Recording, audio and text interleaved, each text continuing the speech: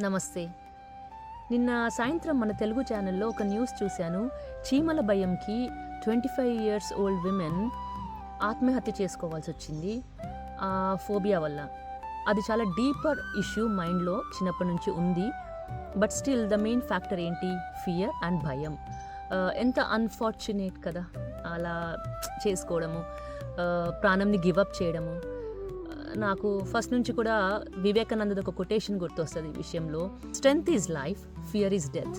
అది నాకు స్కూల్లో చదివినప్పుడు పడిపోయింది మైండ్లో. అప్పటి నుంచి I try not to fear for anything and I try to face the fear on the face of it. So it's time to talk about more of such kind of sensitive issues. నిన్ననే coincidentally నేను నా ఛానల్లో normalising death అనే ఒక video release చేశాను. అది నా వర్క్కి సంబంధించింది. But it's useful for everybody. Please watch it. And అలాంటి ఇష్యూస్ గురించి ఎంత మాట్లాడితే అంత ఫియర్ని నార్మలైజ్ చేసుకోవచ్చు మన థాట్ ప్రాసెస్లో.